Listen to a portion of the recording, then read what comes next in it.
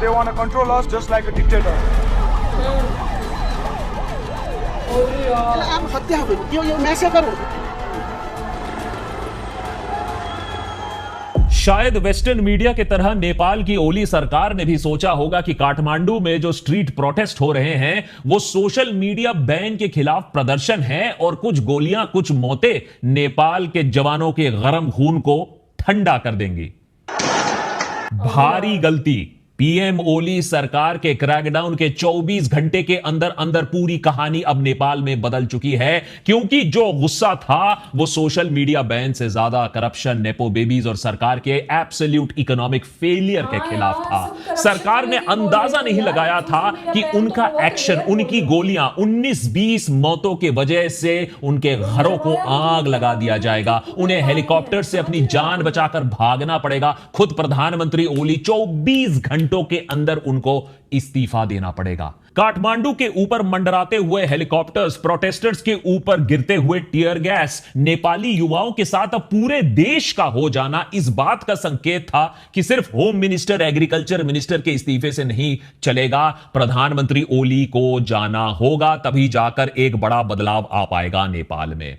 और याद रखिए, यह सिर्फ एक पार्टी हेतु या एक लीडर के खिलाफ प्रदर्शन नहीं था, पूरे सिस्टम के खिलाफ नेपाल के युवाओं का आक्रोश है। इस बात को आप समझ लीजिए कि कैसे ओली, प्रचंड और देउबा तीनों लीडर्स के घरों में आग लगा दिया गया है। ये तीन दिग्गज हैं जो नेपाल के पॉलिटिक्स से करता धरता रहे हैं, रिवॉल्विंग डोर पॉलिसी मान लीजिए, लेकिन 30 सालों तक इन्होंने ही नेपाल पर राज किया है। लेकिन आज नेपाल का युवा कह रहा है, आप किसी भी पार्टी से हो, आप कोई भी बड़े नेता हो, बस हमें अब नई शुरुआत चाहिए। देशभक्त के आज के एपिसोड में समझने की कोशिश करेंगे नेपाल के इस जेन जी रेवोल्यूशन का जो मेन प्रोटेस्ट का मुद्दा था, जो डिमांड था, वो क्या था। सोशल मीडिया प्लेटफॉर्म पर बैन तो एक चिंगारी थी, नेपाल में इससे और गहरी समस्याएं क्या हैं, ओली सरकार का रवैया कैसा रहा इन प्रोटेस्टर्स के खिलाफ, वो बैकफायर क्यों कर गया, क्या मंत्रियों के इस्तीफे के बाद, प्रधानमंत्री के स्टेप डाउन करने के बाद शांति बहाली हो पाएगी, या फिर पार्लियामेंट जिस तरीके से आज जल रहा है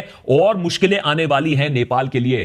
क्या इन प्रोटेस्ट के पीछे कोई पॉलिटिकल हाथ है, कोई इंटरनेशनल विदेशी पावर है, या ये स्टूडेंट ड्रिवन, यंगस्टर ड्रिवन था, और क्या इस रेवोल्यूशन के बाद अब नेपाल श्रीलंका और बांग्लादेश के रास्ते जा रहा है। नेपाल में कॉन्स्टिट्यूशनल मोनार्की खत्म हुए और नया संविधान लागू हुए अब 10 साल हो चुके हैं, लेकिन आम नेपालियों की जिंदगी में अभी भी कोई खास बदलाव नहीं आया है। इकोनॉमिक ग्रोथ अभी भी स्लो है, फॉर्मल सेक्टर में एम्प्लॉयमेंट अपॉर्चुनिटीज ना के बराबर हैं, मजबूरन हर साल हजारों नौजवानों को, नेपालीज को देश से बाहर जाना पड़ता है रोजगार की तलाश में, और वहां भी कईयों को सिर्फ मीनियल जॉब्स ही मिल पाते हैं। इसके ऊपर जब लोग इतनी दिक्कत में हैं, उस समय रूलिंग एलीट जो है वो करप्शन में कंप्लीटली लिप्त है, जनता से उसका कनेक्ट टूट चुका है और अय्याशी की जिंदगी राजा महाराजा के तरह नेतागणों की चल रही है। ऐसे हालत में जब सारे पॉलिटिकल पार्टी से भरोसा उठ गया हो, आर्थिक हालत तंग हो गई हो और एग्जिस्टिंग सिस्टम से फ्रस्ट्रेशन होना फिर लाजमी ही है।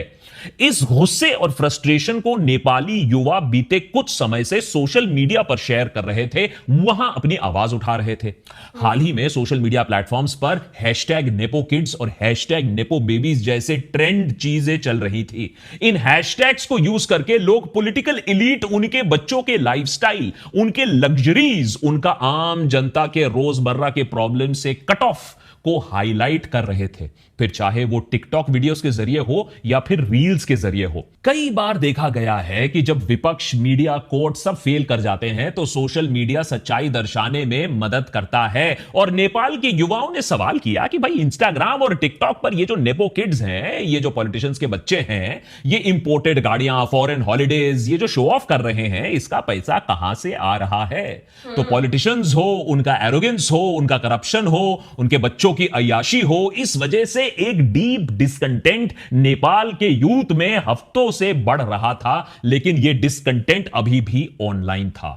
लेकिन पिछले हफ्ते नेपाल की सरकार ने एक ऐसा कदम लिया जिससे यह गुस्सा सोशल मीडिया से बाहर निकलकर सड़कों पर आ गया। 4 सितंबर को नेपाल की सरकार एक डायरेक्टिव लाती है जिसमें Facebook, Instagram, Reddit, x, YouTube जैसे 26 सोशल मीडिया प्लेटफॉर्म्स पर बैन लगा दिया जाता है। सरकार का कहना है कि इन कंपनीज ने ओपनली सरकारी ऑर्डर्स को मानने से, देश के कानून को रिस्पेक्ट करने से मना कर दिया है। इसीलिए सरकार को मजबूरन यह कदम उठाना पड़ रहा है in the interest of national security. अब नेता की सिक्योरिटी है, नेशनल सिक्योरिटी है, आप समझदार हो। वैसे तो नेपाल की सरकार कुछ टाइम से ही सोशल मीडिया पर अपना कंट्रोल जमाने की कोशिश कर रही थी। Online hate, fake news, cyber crime और मिस इंफॉर्मेशन जैसी चीजों को रोकने के लिए यह ऑफिशियल वर्जन, ऑफिशियल एक्सक्यूज यही है। पर असली मकसद तो अपना पोल खुलने से बचाना था, जो रोज सोशल मीडिया पर खुल रही थी। आज हर सरकार यह पावर चाहती है कि उसके एक इशारे से कोई भी सोशल मीडिया पोस्ट गायब हो जाए। ऐसा आज बांग्लादेश में, इंडिया में, पाकिस्तान में होता है, तो नेपाल ने सोचा हम भी एडवांटेज ले सकते हैं। एक कंटेम्प्ट केस के हियरिंग के दौरान नेपाल के सुप्रीम कोर्ट ने भी सरकार को यह आदेश दिया था कि बिना फॉर्मल रजिस्ट्रेशन के वो किसी भी सोशल मीडिया कंपनी को नेपाल में ऑपरेट ना करने दे। इस आदेश का हवाला देकर नेपाल की कैबिनेट ने सारे कंपनीज को नोटिस देकर 7 दिन का अल्टीमेटम दे दिया कि 7 दिनों के अंदर अंदर अपने कंपनीज को नेपाल के सरकार के साथ रजिस्टर करो, एक ग्रीवांस रिड्रेसल ऑफिसर अपॉइंट करो, नहीं तो हम तुम्हें बैन कर देंगे। अब यूएस की बड़ी टेक जायंट्स ने इस ऑर्डर को इग्नोर कर दिया और नेपाल की सरकार को एक्सक्यूज मिल गया एक्शन लेने का। 26 के 26 सोशल मीडिया साइट्स को ब्लॉक कर दिया। वैसे में ही लोग सालों से नेपाल के पॉलिटिकल सिस्टम से फ्रस्ट्रेटेड थे और इसके बीच में सरकार ने उनसे उनका एक्सप्रेशन का एक और जरिया भी छीन लिया। उन्हें यह बात मंजूर नहीं थी।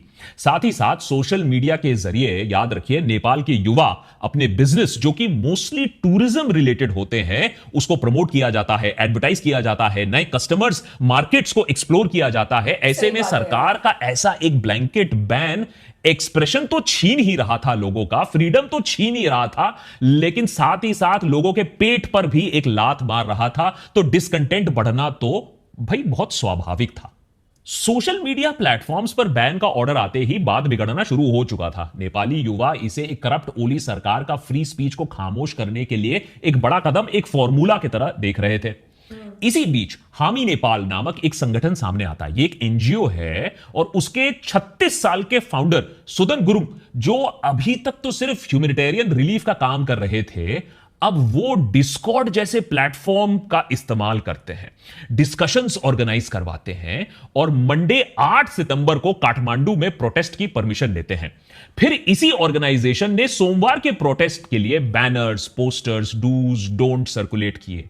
इन पोस्टर्स में पीसफुल प्रोटेस्ट की बात लिखी भी गई है, जिसके लिए लोगों को water bottle, college books, bags ये सब लाने को भी बोला गया था। जैसे जैसे ये प्रोटेस्ट और प्रोटेस्ट की बातें गिने चुने एक्टिव सोशल मीडिया साइट्स जैसे टिकटॉक, जिसे बैन नहीं किया गया था थैंक्स टू चाइनीज इन्फ्लुएंस, या वीपीएन के थ्रू बाकी जनता को मालूम चलता है, तो बाकी ग्रुप्स भी साथ आने लगते हैं।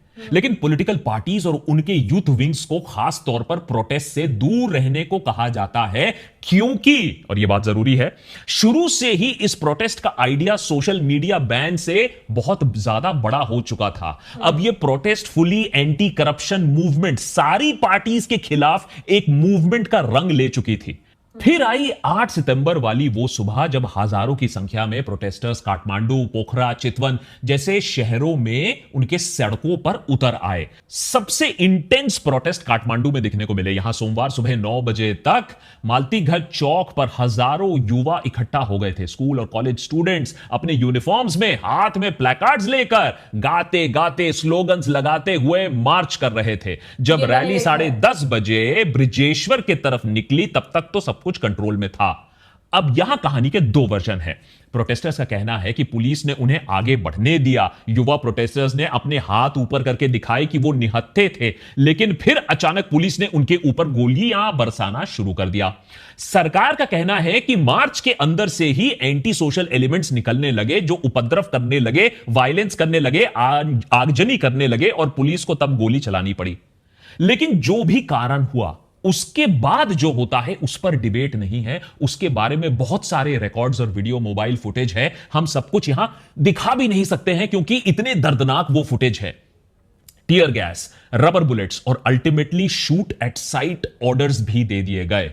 भीड़ समझ नहीं पाती है कि कैसे रिस्पॉन्ड करे। कुछ लोग गुस्से में पार्लियामेंट की तरफ दौड़ते हैं, उसका गेट फांग कर पार्लियामेंट में घुसने की कोशिश करते हैं। कुछ लोग सिक्योरिटी ऑफिशियल से ही उलझ जाते हैं और कुछ लोग फरार भाग जाते हैं। लेकिन जब तक यह कियोस और कंफ्यूजन खत्म होता है, कम होता है, तब तक 19 लोग तो कंफर्म्ड मारे जा चुके हैं, 400 से ज्यादा लोग घायल हो चुके हैं। इनमें से कई लोग सीरियसली घायल हुए हैं, कईयों को तो सीधा सीधा सर पे या सीने पे गोली मार दिया गया है, जो ह्यूमैनिटेरियन लॉज के खिलाफ है। और बहुत ज्यादा जो शॉकिंग चीज था कि एक 12 साल बच्चे को भी गोली से पुलिस ने मार गिराया। बस फिर क्या था? इस बर्बरता के बाद, इस खून खराबे के बाद, जब इस खून खराबे की खबर और फैली, प्रोटेस्ट ने एक अलग ही फिर रंग ले लिया।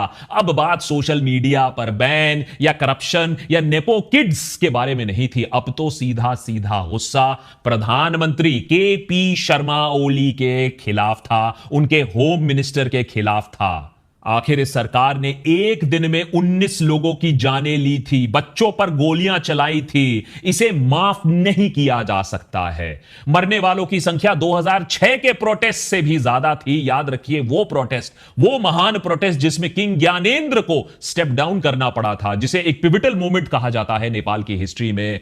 यह कत्लेआम नेपाल के इतिहास में एक काला दिन बनकर दर्ज हो गया। लोगों का गुस्सा उफान पर देखते हुए पहले तो होम मिनिस्टर ने अपना इस्तीफा दे दिया। शाम आते आते रात तक सोशल मीडिया प्लेटफॉर्म्स पर भी बैन हट जाता है, लेकिन तब तक बहुत देर हो चुकी होती है। नेपाल ने अपने इतिहास में आज तक कई मूवमेंट्स, कई प्रोटेस्ट देखे हैं, चाहे वो 1950s की बात हो, 1990s की बात हो या 2006 की बात हो, लेकिन कभी भी नेपाल के स्टेट ने, नेपाल की सरकार ने एक दिन में इतना बड़ा क्रैकडाउन नहीं किया है। कभी भी एक दिन में 19 लोगों की मौतें नहीं हुई हैं।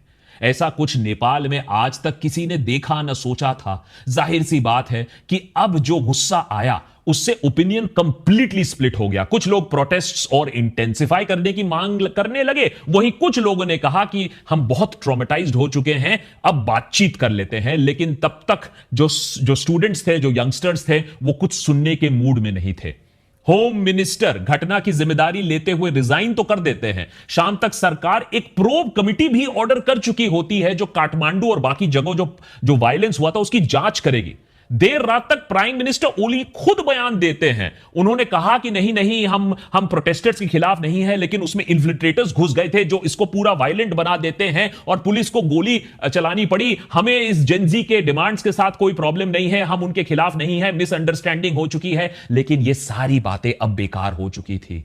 सबको पता था कि ये जो गोलियां चली थी इन्फिल्ट्रेटर्स की वजह से नहीं, सरकार की वजह से चली थी। ये प्री सैंक्शनड प्रोटेस्ट थे। सरकार को पता था प्रोटेस्ट होने वाला है, प्रॉपर इंतजाम उन्होंने नहीं किए थे। और इन्फिल्ट्रेटर्स पर ब्लेम लगा के कोई फायदा नहीं है। गोलियां चली हैं, बच्चे मरे हैं, बदला तो लेना होगा। 9 बजे की सुबह तक प्रोटेस्टर्स का डिमांड क्लियर हो चुका था। उन्हें सीधा सीधा प्रधानमंत्री का इस्तीफा चाहिए था। Oli was declared unfit to lead और उनका रेजिग्नेशन इस प्रोटेस्ट की कोर डिमांड बन जाती है। साथ ही साथ देश के पूरे पॉलिटिकल एलिट जो डायनेस्ट्स बनकर एक के बाद एक पावर में आ रहे थे, रिंगा रिंगा रोजेस खेल रहे थे, सबको कुर्सी खाली करनी पड़ेगी। इसी के साथ एक इंडिपेंडेंट, ट्रांसपेरेंट और इम्पार्शियल वॉचडॉग इंस्टीट्यूशन की स्थापना की भी मांग होने लगी, जो करप्शन, अब्यूज ऑफ पावर और इनजस्टिस के लिए जो ऑफिशियल्स हैं उनको अकाउंटेबल ठहराएंगे। मंगलवार को भी प्रोटेस्टर्स भारी संख्या में काठमांडू की सड़कों पर आने लगे। उस समय तक भी भाई ओली सरकार सोच रही थी कि एक इनडेफिनिट कर्फ्यू लगा दिया जाए तो सिचुएशन अंडर कंट्रोल आ जाएगा। लेकिन लोगों की मूवमेंट तब तक शुरू हो चुकी थी, उनकी गैदरिंग शुरू हो चुकी थी, डेमोन्स्ट्रेशंस और प्रोटेस्ट शुरू हो चुके थे। सरकार बहुत लेट हो चुकी थी। लोगों का जो उफान था अब वो किसी कर्फ्यू से भी रुकने वाला नहीं था। होम मिनिस्टर के बाद एक और कैबिनेट मिनिस्टर रामनाथ अधिकारी भी रिजाइन कर देते हैं, लेकिन गुस्सा तो पीएम ओली के खिलाफ था। इसीलिए उसके बाद हम देखते हैं एक एक करके नेपाल के कैबिनेट मेंबर्स के घरों पर हमला होना शुरू हो जाता है। नेपाल मिनिस्टर फॉर कम्युनिकेशन, उनका घर आग के हवाले कर दिया जाता है। फिर फाइनेंस मिनिस्टर का घर आग के हवाले कर दिया जाता है। प्रधानमंत्री और प्रेसिडेंट के घर को भी बख्शा नहीं जाता है। और फिर आते हैं ये तस्वीरें, हेलीकॉप्टर से नेतागण नेतागण अपने घर से भागने की कोशिश कर रहे हैं, कैंटोनमेंट एरिया जाने की कोशिश कर रहे हैं, अपनी जान बचाने की कोशिश कर रहे हैं। दोपहर आते आते हमें यह दुखद विजुअल्स भी देखने पड़े जहां नेपाल के संसद, उनके पार्लियामेंट को भी आंख के हवाले कर दिया गया। अब पूरी दुनिया की प्रेस इसी स्पेकुलेशन में लगी हुई है कि क्या बांग्लादेश के बाद अब नेपाल भी उसी रास्ते जा रहा है। देखिए, नतीजा जो भी हो, लोगों में जो फ्रस्ट्रेशन हमने देखा है पिछले 24 घंटों में, एक बात तो साफ कर देते हैं कि नेपाल के युवा में जो गुस्सा है वो पिछले कई सालों से बिल्डअप हो रहा था। बांग्लादेश में भी जो रेवोल्यूशन हुआ था वो कोई मैन्युफैक्चर्ड नहीं था, कोई कंट्रोल नहीं कर सकता है ये जो युवा जोश है। लेकिन हर देश का डायनामिक अलग होता है और नेपाल की बात भी अलग है। बांग्लादेश में स्टूडेंट प्रोटेस्ट के चलते शेख हसीना सरकार सॉफ्ट होने के जगह और भी टफ स्टांस लेती है, प्रोटेस्टर्स को एंटी नेशनल कहना शुरू कर देती है, उनके ऊपर आतंकवादी होने का इल्जाम लगाती है, आर्मी और पैरामिलिट्री को बुलाकर क्रैकडाउन और इंटेंस करने को कहती है। 1500 मौतों के बाद भी शेख हसीना चाहती थी और गोलियां चले और युवा मरे। शुक्र है कि नेपाल में ऐसी सिचुएशन नहीं बनी। सरकार ने अपनी गलती उसी दिन मानकर अपने डिसीजंस वापस लेने तो शुरू कर दिए थे, मिनिस्टर्स ने रिजाइन भी करने शुरू कर दिए थे। अभी तक जेनजी प्रोटेस्टर्स और उनके डिमांड्स को डिस्क्रेडिट करने के लिए किसी ने उन्हें सीआईए या टेररिस्ट तक तो नहीं बुलाया है। तो क्लियरली नेपाल के ओली सरकार ने शेख हसीना सरकार की जो गलतियां हैं उससे कुछ सीख तो ली है। अभी भी प्रधानमंत्री ओली कह रहे हैं कि मैंने इसलिए स्टेप डाउन किया है जिससे एक पीसफुल पॉलिटिकल रेजोल्यूशन हो पाए। इन दी एंड नेपाल हो या दुनिया का और कोई भी देश हो, नई पीढ़ी के एस्पिरेशंस को इस तरीके से कुचलोगे ना तो वो नई पीढ़ी एक दिन फटेगी और तब 24 घंटों के अंदर अंदर अच्छे अच्छों की ना सिस्टम टाइट हो जाएगी। नेपाल के पास एक मौका है श्रीलंका और बांग्लादेश के एक्सपीरियंस से सीख लेकर और हालात और ज्यादा ना बिगड़े उससे पहले एक समझौता करने का, उससे पहले एक अंडरस्टैंडिंग करने का, जिससे नेपाल एक नए रास्ते पर निकल पड़े। अब एक्सपर्ट्स आपको इस पे कॉन्स्पिरेसी थियरी भी बताएंगे कि कैसे विदेशी ताकतें इसमें इन्वॉल्व हैं, फॉरेन पावर्स इन्वॉल्व है। लेकिन जब नेता टाइप लोग देश को बेच खाएंगे, आपस में पावर इस तरीके से शेयर करते रहेंगे, तो किसी विदेशी ताकत की जरूरत आपको पड़ती नहीं है। देशभक्त पर हम पूरी तरीके से नेपाल के युवाओं के साथ है। उनके प्रोटेस्ट की वजह से आज सोशल मीडिया पर बैन हट चुका है, ओली सरकार का रेजिग्नेशन हो चुका है। अब करप्शन, नेपो बेबीज को हटाने का समय आ गया है।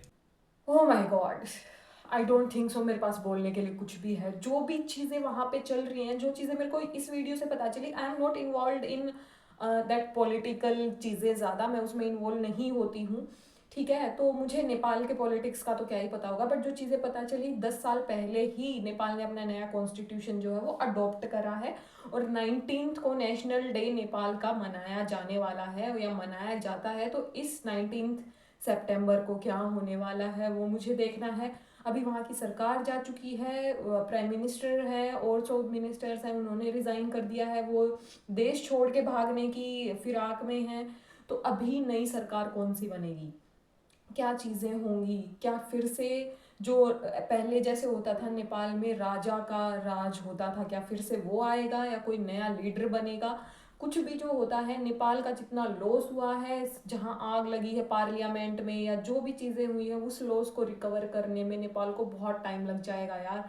और उससे भी ज़्यादा जो लॉस कभी रिकवर नहीं हो सकता वो है किसी की जान जाना, वो आप कभी रिकवर नहीं कर सकते। तो उसके बारे में तो आई कांट इवन स्पीक, मेरे गूज बम्स आ जाते हैं, मैं फंबल करने लग जाती हूँ।